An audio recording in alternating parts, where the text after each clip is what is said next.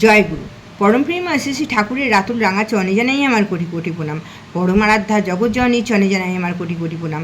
পরম পূজ্যপাদ শ্রী শ্রী বরদার চরণে জানাই আমার কোটি কোটি প্রণাম। পরম পূজ্যপাদ শ্রী শ্রী আচার্য দেবের চরণে জানাই আমার কোটি কোটি প্রণাম। ঠাকুর পরিবারের প্রতি প্রত্যেকের চরণে জানাই আমার কোটি কোটি প্রণাম। এখানে উপস্থিত সকলকে জানাই আমার আনন্দিত জয়গুরু। ইষ্টের চেয়ে থাকলে আপন, ছিন্ন ভিন্ন তার জীবন। ইষ্টই আমাদের আসল, ইষ্ট হচ্ছে আমাদের জীবনের প্রধান মুখ্য। আমাদের ইষ্টকে মাথায় নিয়ে চলতে হবে। আমাদের প্রত্যেকের জীবনে এমন একটা সময় আসে যখন আমরা ভেতর থেকে ভেঙে পড়ি, মনে মনে খুবই দুঃখ পাই যে আমাদের সাথে কেন এমন হলো। তখন আমরা না কেঁদে না অভিযোগ করে আকাশের দিক তাকিয়ে আমরা বলবো, মানুষের বুদ্ধি যেখানে শেষ হয়েছে, ইষ্টের পরম পিতার খেলা সেখান থেকেই শুরু হয়। যখন দেখবে তোমার আশেপাশে কেউ নেই, বিপদের সময় সবাই তোমাকে ছেড়ে দূরে সরে গেছে, নিজেকে খুব একা একা মনে হচ্ছে, তখন মনে মনে ভাববে ঠাকুরের সাম্রাজ্যে ঢোকার এবার জন্য তুমি তৈরি হয়ে গেছো। মানুষের অল্প বুদ্ধি দিয়ে তৈরি, তাই আমরা ভাবি যে আমার ছেলের একটা ভালো চাকরি হলে ভালো হতো, আমার সন্তানটার ভালো বিয়ে হলে ভালো হতো, আমাদের একটা ব্যবসায় উন্নতি হলে ভালো হতো। আমাদের এই সামান্য চিন্তা নিয়েই আমরা থাকি, কিন্তু এই ইচ্ছাগুলো যখন আমাদের পূর্ণ না হয় তখন আমরা ঠাকুরকে দোষারোপ করি।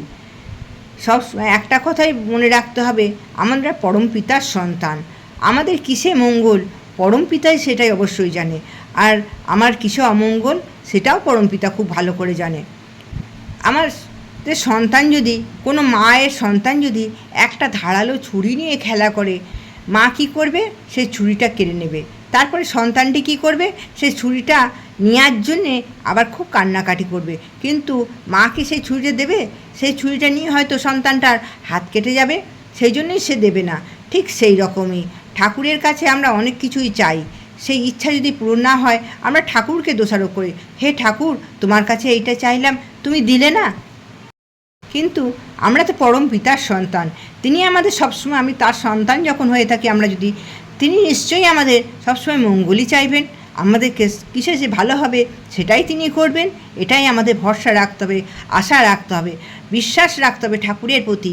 অনেক দিন পর যখন আমরা দেখব যে আমাদের যেটা চেয়েছিলাম সেটার থেকে আমরা অনেক আরও ভালো বেশি কিছু পেয়ে গেছি, আমাদের ইচ্ছেটা পূরণ না হয়ে আমাদের ভালোই হয়েছে, তখন হয়তো মনে হবে সেই ইচ্ছেটা পূর্ণ হলে হয়তো আমাদের জীবনে বিশাল ক্ষতি হয়ে যেত। তাই কোনো সময় ঠাকুরকে দোষারোপ করব না। আমরা শুধু বর্তমানকে দেখতে পাই, কিন্তু পরম পিতা আমাদের অতীত বর্তমান ভবিষ্যৎ তিনি সবই দেখতে পান। তাই পরম পিতাকে সব সময় ডাকতে হবে আর ঠাকুরের শরণাপন্ন হতে হবে। আর যে পরিস্থিতি আমাদের আসবে সেই পরিস্থিতিতে আমাদের খুশি থাকতে হবে। আমরা অনেক সময় ঠাকুরের ওপর রেগে যাই, ঠাকুরকে যা করে ঠাকুর আমাদের যা আমাদের জন্য যেটা করে সেটা ভালোর জন্যই করে। এরকমই একটি গল্প আছে। একটি দাদা ও একটি মা, তাদের সন্তান আছে, তা বাবা মা সবাইকে নিয়ে সংসার তাদের। তা সেই সংসারে দাদাটি ব্যবসা করতে করতে খুবই ইষ্টপরায়ণ ছিল, কিন্তু ব্যবসা আস্তে আস্তে খুব খারাপ হয়ে যায়। তখন সে ঠিক করে যে বাইরে গিয়ে ব্যবসা করবে, ব্যবসা করে বাড়িতে টাকা পাঠাবে। ঠিক করে সে ঠাকুরকে বলে, ঠাকুর তোমার ভরসায় আমি আমার সংসারকে রেখে গেলাম, আমি বাইরে যাচ্ছি কাজের জন্য, সেখান থেকে আমি অর্থ বাড়ির জন্য পাঠাবো। এই সে মনে মনে ভেবে সে বাড়ি থেকে বেরিয়ে পড়ে। জাহাজে সে 2-3 দিন বেশ ভালোই যাচ্ছিল, যেতে যেতে হঠাৎ মাঝ রাস্তায় আকাশ জাহাজ সেই বিশাল সমুদ্রে তার খেলা দেখালো। সমুদ্রে বিরাট ঝড় উঠলো, সমুদ্রের ঝড়ের মধ্যে সেই জাহাজটা তখন ডুবে গেল। ডুবে যেতে যেতে তখন সমস্ত লোক মারা গেল। আর সেই দাদাটি কী করলে, একটি কাঠের সাহায্যে কাঠের একটা কাঠ পেয়ে সেই কাঠটি ধরে ধরে ধরে ধরে ভাসতে ভাসতে আর ঠাকুরের বীজ নাম সে মনে করতে করতে করতে করতে ভাসতে ভাসতে ভাসতে ভাসতে অনেক দূরে আস্তে আস্তে যেতে লাগলো। যেতে যেতে অনেক দূরে গিয়ে একটি নির্জন দ্বীপে সে পৌঁছে সে তখন সে অজ্ঞান হয়ে গেল আস্তে পৌঁছে গিয়ে। তারপরে তার যখন সে জ্ঞান ফিরল, সে দেখলো যে সেই একমাত্র বেঁচে আছে, আর কাউকে কোথাও সে দেখতে পাচ্ছে না। তখন সে সেইখানে মনে ভাবছে যে তাহলে আমি এবার কী করে বাড়ি ফিরবো। এই ভেবে সে ওই সমুদ্রের ধারেই বসে থাকতে শুরু করলো। কিন্তু দিন যায়, তার খাবার ব্যবস্থা করতে হবে। এই করে সে দেখলো পাশে একটা জঙ্গল আছে, সেই জঙ্গলে গিয়ে সে খাবারের ফল মূল যা পেত নিয়ে আসতো, খেত আর সমুদ্রের ধারে বসে থাকতো। তারপরে রাত্রিরে থাকার জন্যে তার একটি ওই ডালপালা পাতা দিয়ে সমস্ত কিছু দিয়ে একটা কোনো রকম ঝুপড়ি মতন সে করলো, সেইখানে রাত্রিবেলাতে থাকতো। আর খাবারের জন্য জঙ্গলের মধ্যে যেত, কিছু খাবার পেলে নিয়ে আসতো, নিয়ে এসে খেত আর সমুদ্র ধারে বসে থাকতো, যে কোনো জাহাজ যদি আসে তাকে উদ্ধারের জন্য, কিংবা কোনো জাহাজ যদি এদিক দিয়ে যায় তাহলে সে ডেকে সেই জাহাজে উঠে পড়ে বাড়ি ফেরার জন্য। কিন্তু দিন যায়, মাস যায়, কোনো জাহাজ সেদিকে আসে না। একদিনকে সেই দাদাটি ওই জঙ্গলের ভেতরে ঢুকে আর দিন রাত ঠাকুরের সে নাম করতো, সব সময় ঠাকুরের নাম করতো। এমন করতে করতে একদিন সেই দাদাটি জঙ্গলে ঢুকে গেছে, ঢুকে অনেক ভেতরে ঢুকে গেছে। দিয়ে তার যখন আসতে সন্ধে হয়ে গেছে, সে দেখছে বাড়ির কাছে এসে প্রচুর ঝড় উঠেছে, আর মেঘ ডাকছে, বিদ্যুৎ চমকাচ্ছে। এমনি করতে করতে একটা ওই বিদ্যুতের ইয়েতে, ওই মেঘ ডাকার বিদ্যুতের ইয়েতে তার ঘরের ওপর পড়লো, আর সেই ঘরে গেল আগুন ধরে গেছে। দাউ দাউ করে সে গাড়ি যত কাছে আসছে দেখছে ঘর এমন দাউ দাউ করে জ্বলছে, মানে কোনো রকম তাকে সে নিভাবে সেরকম কোনো তার ব্যবস্থা নেই।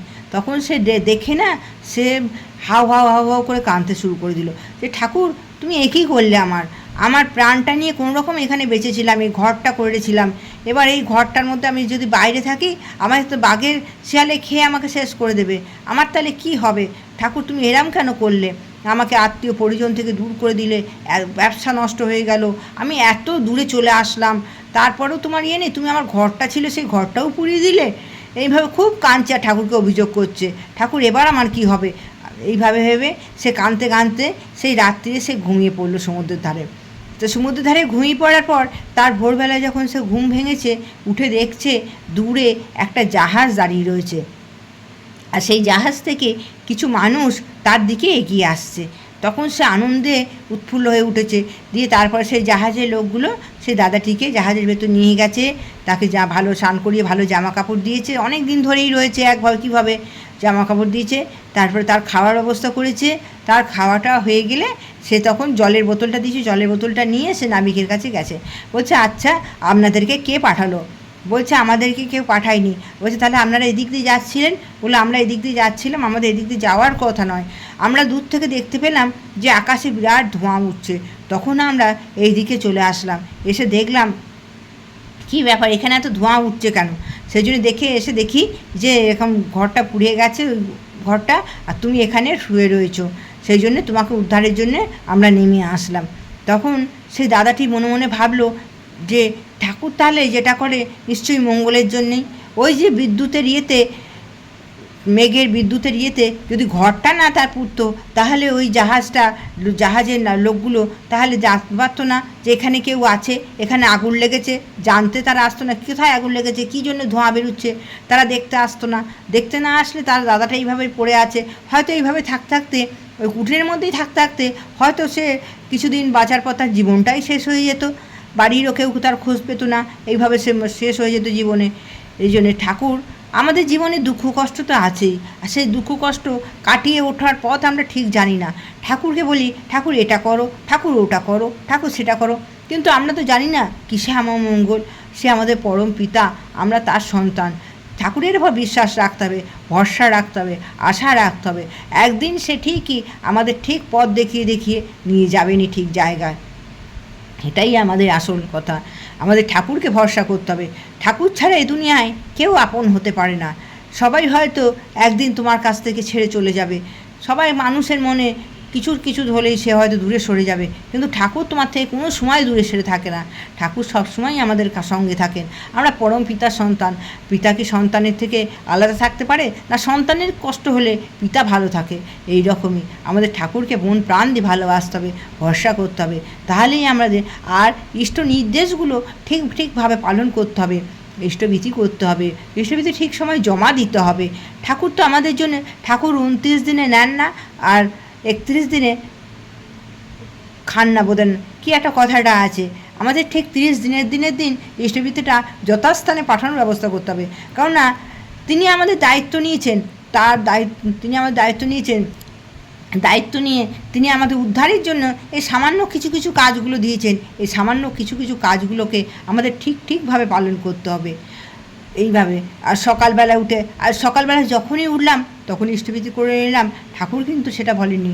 ঠাকুর বলেছেন উষা নিশায় মন্ত্র সাধন, চলাফেরায় জপ, যথাসময় ইষ্ট নির্দেশ, মূর্ত করাই তপ। তাহলে আমাদের ঠাকুর তো বলেননি যে বেলা 12টার সময় উঠে 8টার সময় উঠে তুমি ইষ্টভীতি করো।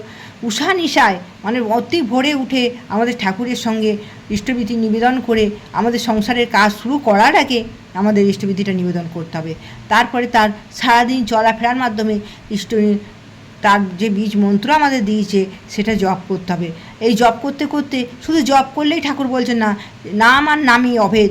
এই নামই কি শ্রী শ্রী ঠাকুরের নামকে আমি যদি ঠাকুরের নাম করতে করতে অন্য কারো চিন্তা করি, ঠাকুর হয়তো শুনতে পাবেন, কিন্তু ঠাকুর কি তাতে খুশি হবেন? হবেন না অবশ্যই। আমি যদি আমার বাবাকে ডাকি আর অন্য লোকের দিকে তাকিয়ে থাকি, তাহলে তিনি নিশ্চয়ই খুশি হবেন না। সেই রকমই তিনি তো আমাদের পরম পিতা, তিনি আমাদের খুবই ভালোবাসেন। তিনি আমাদের মানুষের মতন মানুষ করতে চান। একবার শ্রী ঠাকুর বসে আছেন, মুখটা অন্ধকার করে তিনি বসে আছেন। তা সেখানে আরও দাদারা বসে, সেখানকার আশ্রমের দাদারা এসে বলছেন, ঠাকুর আপনার মুখটা আজকে অন্ধকার কালো পাড়া করে বসে আছেন কেন? তখন ঠাকুর হাউ হাউ করে কাঁদছেন, বলছে আমি তোদের মানুষ করতে পারছি না রে।